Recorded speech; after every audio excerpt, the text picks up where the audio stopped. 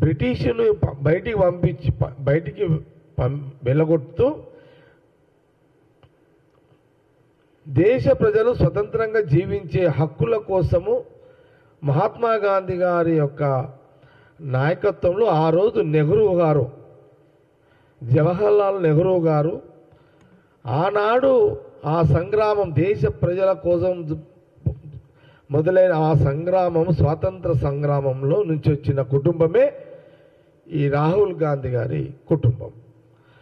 ఇప్పుడు మనము ఇది సుదీర్ఘంగా ఆనాటి నుంచి ఇప్పటి వరకు వారు అన్నారు, బండి సంజయ్ గారు వారు ఏ మతము, రాహుల్ గాంధీ గారి యొక్క కుటుంబము ఏ మతము, ఇందిరాగాంధీ గారి గురించి మాట్లాడడం జరిగింది, ఇందిరాగాంధీ గారి భర్త గురించి మాట్లాడడం జరిగింది, అట్లాగే సోనియా గాంధీ గారి మతాన్ని గురించి మాట్లాడిండు. ఇవన్నీ కూడా వారికి బండి సంజయ్ గారికి తెలిసి మాట్లాడిండా, తెలుసుకోకుండా మాట్లాడిండా, అవగాహన ఉందా లేదా, కొంత అవగాహన బండి సంజయ్ గారు లేకపోతే అవగాహన కల్పించే ప్రయత్నమే నేను కాంగ్రెస్ పార్టీ పక్షాన నేను ఈ గాంధీభవన్ మీడియా ద్వారా నేను తెలియజేస్తున్నాను. ముఖ్యంగా నేను చదివి వినిపిస్తాను. రాహుల్ గాంధీ గారి యొక్క కుటుంబము బ్రాహ్మణులు, వాళ్ళు బ్రాహ్మణ్స్, వాళ్ళు హిందువులు. ఇది గమనించాలి. ప్రధానంగా బండి సంజయ్ గారు గమనించాల్సింది ఏంటంటే, రాహుల్ గాంధీ గారు వారి కుటుంబము వాళ్ళు బ్రాహ్మణులు, వాళ్ళు బ్రాహ్మణ్స్, వాళ్ళు హిందువులు.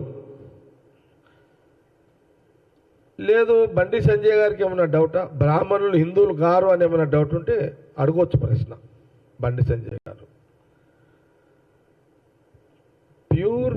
ప్యూర్గా వాళ్ళు బ్రాహ్మణులు, వాళ్ళు హిందువులు.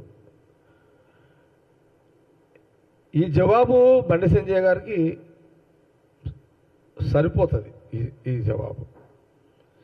ఇక వారి కుటుంబాన్ని గురించి కొన్ని ప్రశ్నలు వారు మీడియా ద్వారా ప్రశ్నించడం జరిగింది కాంగ్రెస్ పార్టీని. అందుకే నేను కొన్ని విషయాలు మా గాంధీభవన్ కాంగ్రెస్ పార్టీ పిఆర్ఓ వారు ఇచ్చిన ఇన్ఫర్మేషన్ ప్రకారము మేము మీడియా ద్వారా యావత్ తెలుగు ప్రజలకు తెలియజేసే ప్రయత్నం చేస్తున్నాము. ముఖ్యంగా చెప్పాలంటే, దేశానికి స్వాతంత్రం తెచ్చిన తర్వాత కులాలకు మతాలకు అతీతంగా రాహుల్ గాంధీ గారి యొక్క కుటుంబం ఉంది. రాహుల్ గాంధీ కుటుంబం ఎప్పుడూ రాజకీయంగా కులాన్ని వాడుకోలేదు.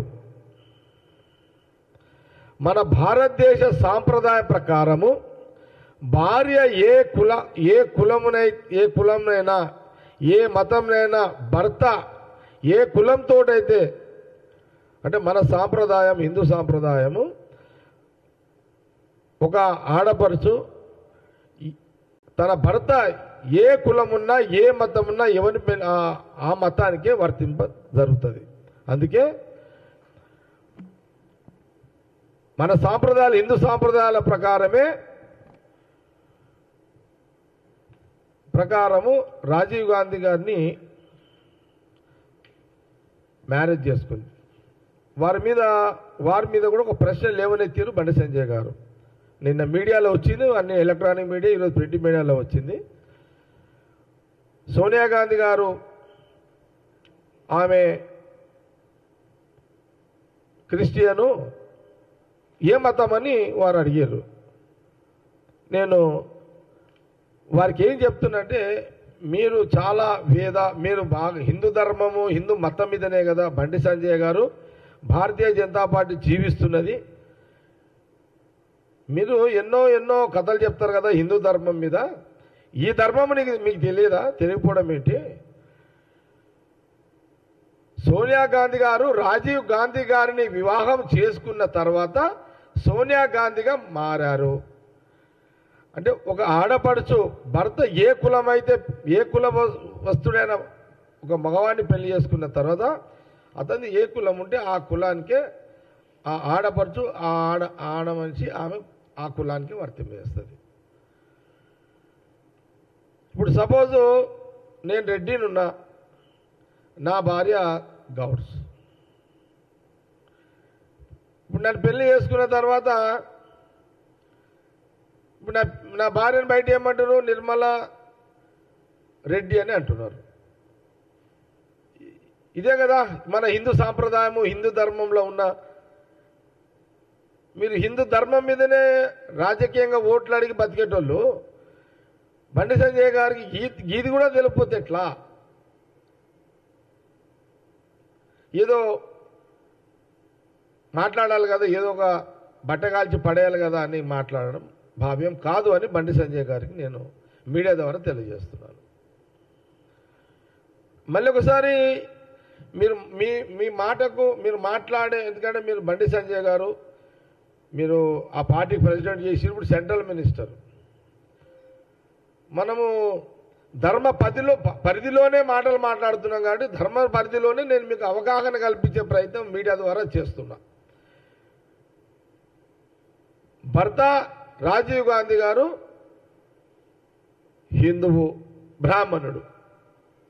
అంటే సోనియా గాంధీ గారు కూడా రాజీవ్ గాంధీ గారు బ్రాహ్మణుడు కాబట్టి ఆమె కూడా ఆ కులానికి సంబంధించిన కానీ మన భారతదేశ సాంప్రదాయాలు ఇది గ్రహించండి. మళ్ళొక్కసారి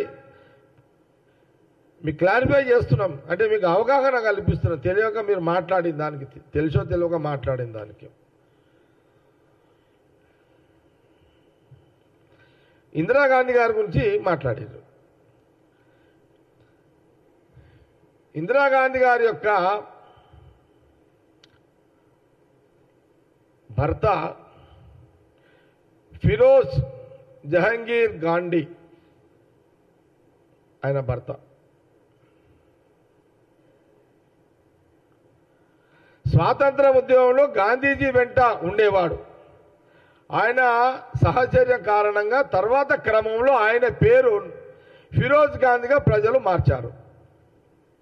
మహాత్మా గాంధీ స్వాతంత్ర ఉద్యమంలో పాల్గొనే క్రమంలో గాంధీగా ఉన్నటువంటి ఫిరోజ్ గారు వారిని గాంధీగా ఆ రోజు దేశ ప్రజలు స్వతంత్ర ఉద్యమంలో మార్చారు. ఫిరోజ్ గాంధీ అని పిలువబడ్డ తర్వాత వారిని ఇందిరాగాంధీ గారు పెళ్లి చేసుకున్నారు. ఆ పెళ్లి చేసుకున్న తర్వాత వారికి ఆల్రెడీ గాంధీ అని ఉంది కాబట్టి ఇందిరాగాంధీగా వారు కొనసాగారు.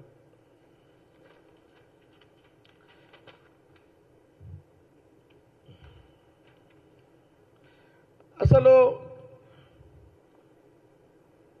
ఇంతకుముందు చెప్పినాను, మళ్ళీ ఒకసారి చెప్తున్నాను.